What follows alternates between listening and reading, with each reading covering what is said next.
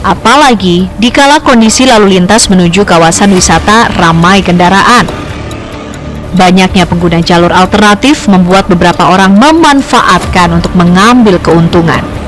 Ya pemirsa, memang jalan alternatif ini akan seperti ini, jalannya tidak terlalu lebar, bahkan di beberapa bagian jalan ini hanya muat untuk pas satu mobil, sedangkan jalur ini juga tidak one way, ini bisa dari arah atas, bisa dari arah ke bawah. Tadi kami sempat berpapasan bersama mobil yang berada atau berasal dari atas, ini memang cukup sulit seperti itu untuk dilalui.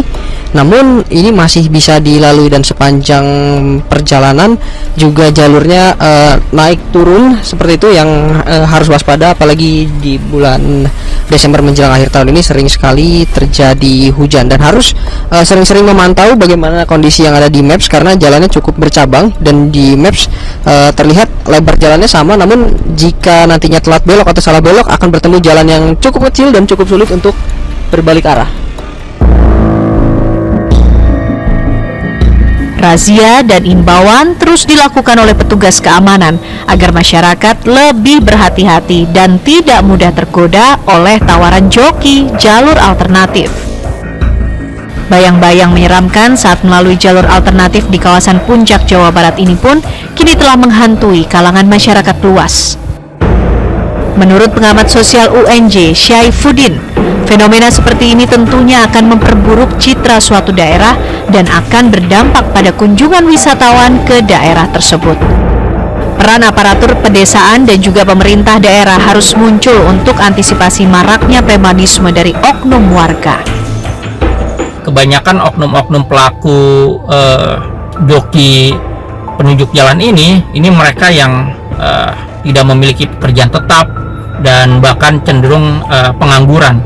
Nah, ketika mereka tahu ada momentum puncak libur masyarakat di lokasi wisatanya, ini kemudian dimanfaatkan untuk dia mencari sumber pendapatan ekonomi yang menguntungkan dirinya ataupun mungkin kelompoknya, dan kemudian melakukan tindakan pemerasan bahkan sampai perilaku premanisme yang berujung tindakan kriminal.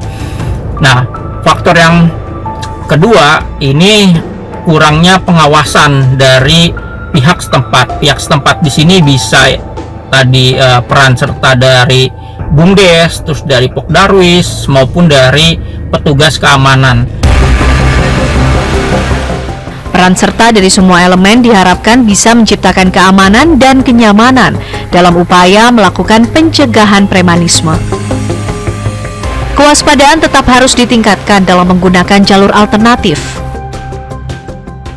Dan tentu ini semua bisa disiasati melalui peran serta dari semua elemen masyarakat, termasuk juga aparat keamanan, sehingga objek-objek wisata itu bisa didatangi oleh banyak wisatawan karena adanya kenyamanan, terus kemudian tidak adanya tindakan premanisme, dan tentunya efek dari banyaknya wisatawan ini akan menambah pendapatan dari masyarakat lokal sendiri.